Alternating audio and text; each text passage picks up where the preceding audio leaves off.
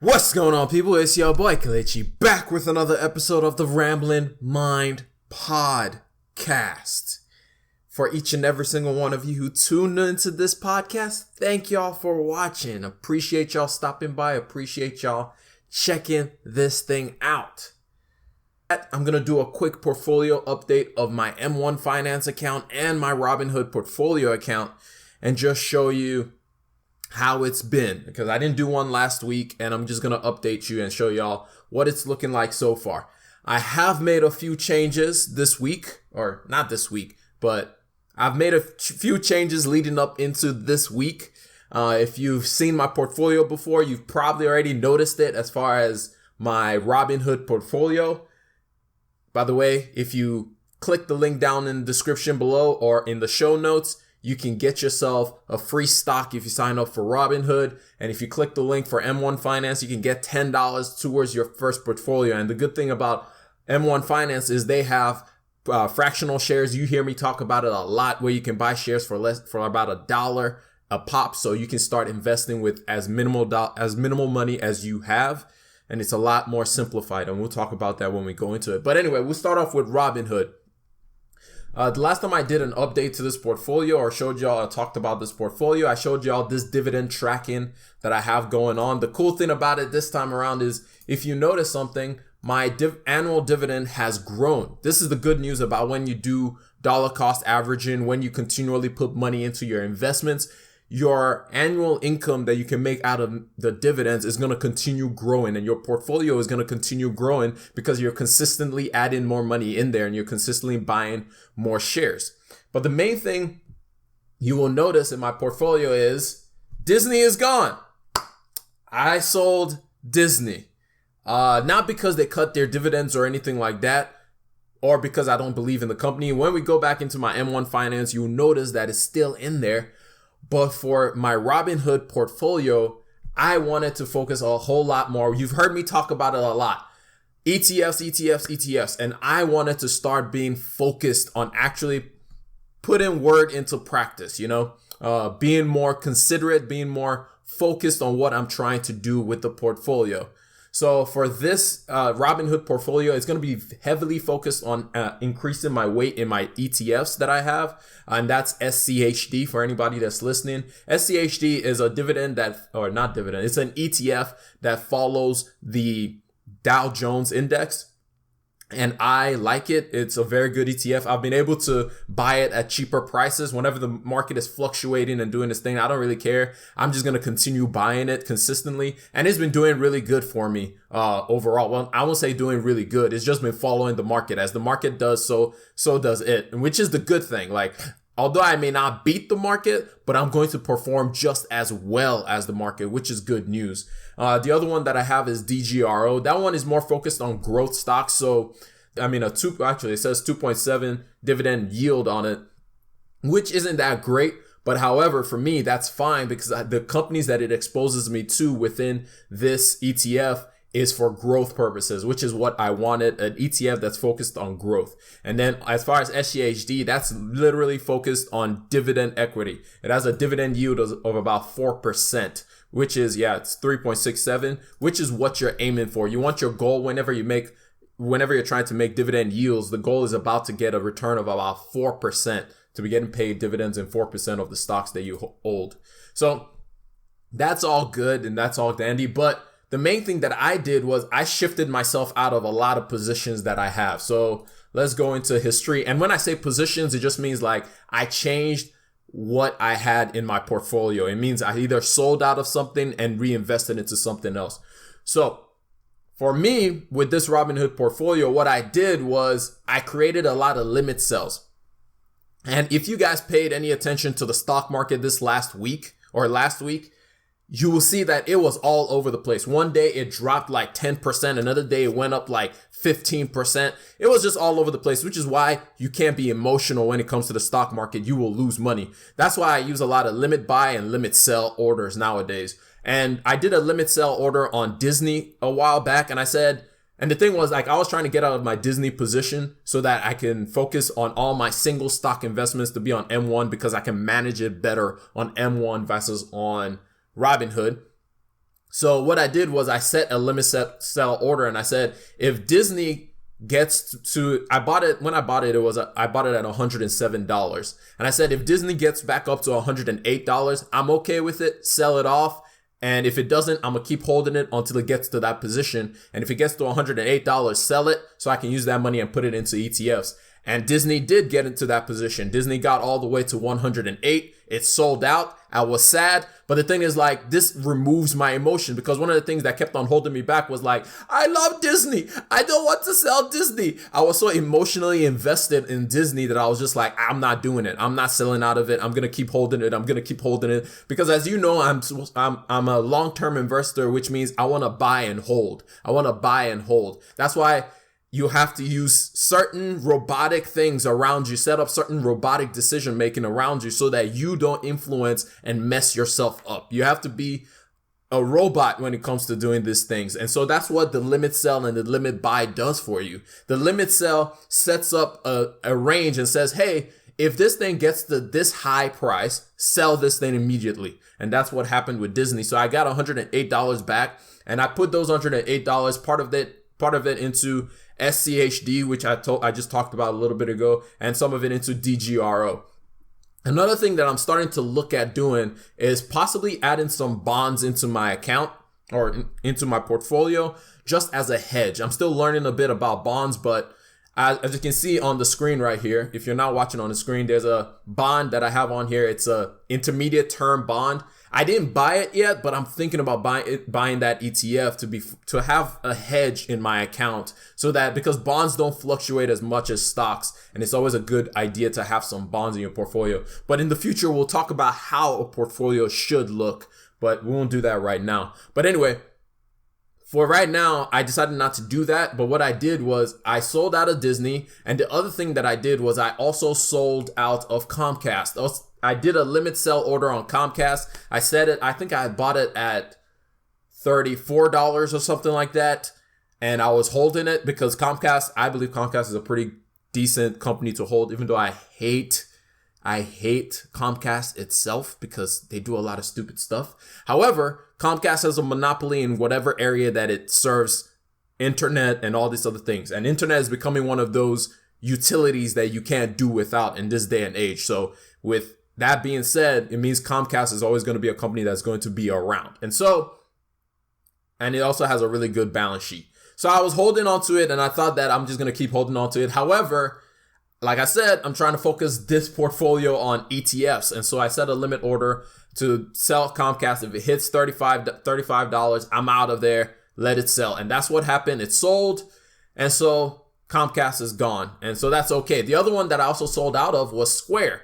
And the main reason I sold out of Square is, again, it's the same. Every single one of these is not that any of these companies I don't believe in, because I believe all these companies have a good balance sheet and in the long term will always be good companies. However, for Square, it's the same thing. One, they don't pay dividends, and it's a growth focused company, which is something that I still am interested in, because I think Square is going to be very important for small businesses, especially in the US, which small businesses make up about 50% of the GDP of the US, which means that small businesses is a huge market, and Square's focus is on small businesses to be the payment platform for those small businesses. So I believe that Square has a massive future ahead of it. However, for right now, I'm focusing on my dividend portfolio as far as my Robinhood portfolio to be strictly focused on ETFs. And so that's why I set up another limit sell order on Square. When the market was doing its booming rises, I was able to capitalize on it without even knowing. This is the beautiful thing. It is so beautiful when a notification pops up on your phone and says, by the way, you just made some money. And it's like, oh, I didn't even know. That's beautiful. And that's what happened with Square. That's what happened with every single one of these. It's also the same thing that happens when I do limit buy orders, when I'm able to buy things at a cheaper rate. Now, for ETFs, I don't really do limit buy orders that often. Usually, if I liked the price if I liked it when it was super expensive, I love it when it's super cheap. So for the most part, I dollar cost average my way through buying more ETFs, but I just the ETFs I like is the ETFs I buy. So I just keep buying those on a regular basis. And then the other thing that happened was I got that free money. I'm just kidding. I didn't get free money, but I got paid dividends from Ally and I got paid dividends from NRZ, which, as you guys know, I've sold out of NRZ, but because I had this NRZ share when they announced their dividend and when before their X date, which is the hold by date, and you get paid if you hold the dividend by a certain time. I had it then, and so I got 10 cents from NRZ and 76 cents from Ally. Now, you may look at that and be like, what is 86 cents? 86 cents is nothing. However, I didn't do anything. Think about that. I didn't go like work for a certain amount of time to do anything. I literally was at home, and yesterday morning, 2 notifications showed up on my phone and said, you've been paid a dividend by NRZ. You've been paid a dividend by Ally Financial. And I was like, cool. Like, I didn't do anything. All I did was put my money in an account, use some of my disposable income that would have otherwise gone to maybe fast food or restaurant or something like that, rather than doing that, or gone towards something useless that I would buy one time and not use. Instead of doing that, I put it into the market and I was able to make more money, like actual money, which I could then reinvest back into the portfolio and keep doing that. So that's basically my portfolio breakdown as a whole. Right now we're sitting at about $726.85. That's going to keep going up. And if you want to take a look at, as far as my Robinhood portfolio, what it looks like when you look at everything that it looks like to this point in time in this day and age, it's looking pretty good, in all honesty. Like, I'm growing this thing. It's going to keep growing. Got it. It's going to keep growing, and I'm enjoying the fact that I just keep seeing the annual income keep growing. And I also love the fact that it's not costing me more to keep investing. So I've put in, of my own money, I've put in about $759. But when you compare it to the market value of my account right now, I've made $92, which is crazy to think about. Now, most of that comes from me invested in Microsoft. And unfortunately, I'm probably going to sell out of Microsoft here in the future.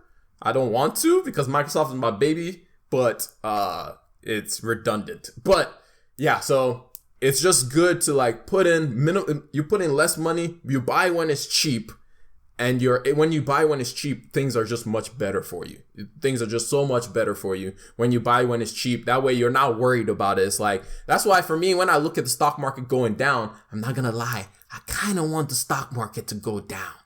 I think the stock market is overvalued and I want it to kind of crash a little bit. However, I don't want people to lose jobs and all that kind of stuff, because when the stock market loses value, there's other things that can happen. So as a selfish thing for me is like, if the stock market loses value, I can put more money in, but it's not just about me. There's a whole lot of other people that their lives also are, and their everything's at stake. So that's something else to think about.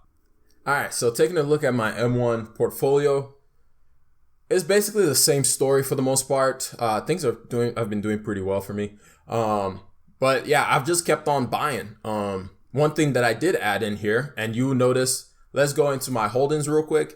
You will notice it's a lot smaller. We've reduced our positions from 16 companies down to 10. And the main reason for that is, I believe I talked about it the last time that I talked about this M1 Finance portfolio, was I wanted to see more bang for my buck as far as my investments. So I wanted to reduce the number of companies that I invested in and increase my positions in some companies that I really, truly, truly believe in. So let's go. If we go to activities real quick, we'll see this was about 2 weeks ago. I did a bunch of sells and a bunch of buys. So I sold out of JP Morgan, Bank of America, P&G, Johnson & Johnson, Visa, NextEra Energy, 3M, and Duke. And I took all of those monies and used it towards Apple, Microsoft, Southern Company. Those were the companies that I directly took all that money, bought into. Like I said, every 2 weeks, we'll do a $40 deposit and we're going to buy into it. So that's what I did. And I shifted my positions around a little bit and added Pepsi into the mix. And that's why I now have 10 holdings in total. And it's going to look like this for a while. These 10 companies are going to be the staple of my entire portfolio. In the future, I'll add more and more into it. But for right now, these are the companies that I'm going to be riding with moving into the future, because I want to continue to actually get dividends and actually get see some payments out of this well, not really payments, but really I just want to see more bang for my buck so my dollar can do more. It's a lot better to get one share of something than it is to get like have 30 different companies at less than 0.1 share of it. So that's the reason why I switched up the way that I ordered my portfolio. If you take a look at the Excel spreadsheet, it shows the whole thing. Even when I did that, my dividends actually ended up increasing because of how now I have more of a position in so many different companies. And then the other thing that happened, excuse me for that noise, the other good thing that happened when I did this was I got paid some dividends from Apple. I don't even own Apple devices and I don't pay for Apple stuff. Apple pays me. It's wonderful. It's such a wonderful feeling for companies to be paying you instead of you to be paying them. But anyway, Apple paid me dividends this, if we go to activity, I got paid dividends of 13 cents from Apple. I got paid dividends of 3 cents from Costco. I got paid 8 cents dividends from NRZ. P&G, oh man, this is a lot more than I expected. P&G paid me 19 cents and Realty Income Corp paid me 28 cents.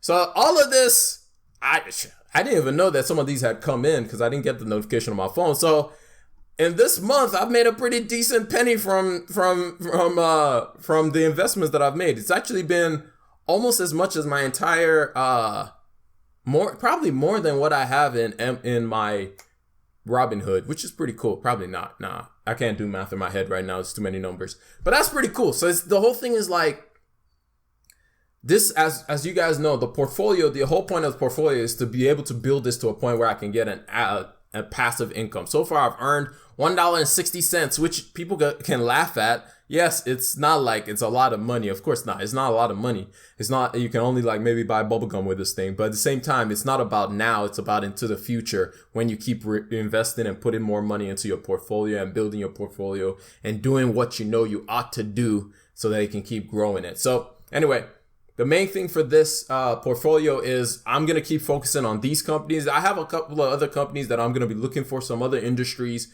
that I'll be looking at and paying attention to, but I'm not necessarily going to be putting that into the portfolio yet. I want these to grow to a certain level before I start spreading out and trying to invest into other corporations. I want to take the dividends I make from this and then use that to invest moving on. But anyway, this is all I have. Oh, my bad.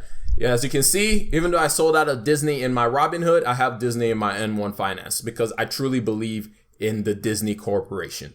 And so that's why I still have it on here. It's going to be so painful when I have to sell out of Microsoft in Robinhood. But I don't want to. I really don't want to, but I probably should. I probably really should. But anyway, so that's that for that one. That's it for the most part. If you have any questions about this portfolio or any questions about why I make some of the moves that I make, hit me up on Instagram at KelechIwuaba. Hit me up on Twitter, or just put your questions down below if you're watching this on the YouTubes. All right, cool. So that's it for the portfolio update. It was a lot to get to, a lot to cover. If you didn't really care about my portfolio update, I apologize for that. I just feel like I should update y'all every once in a while. If I'm actually doing the things that I say that I keep telling y'all to do, I think it's good for y'all to know the moves that I'm making as well. However, do your own research. I'm not a financial advisor. I'm just a guy on the internet who sits at home and makes podcasts and videos about what he's doing on the markets.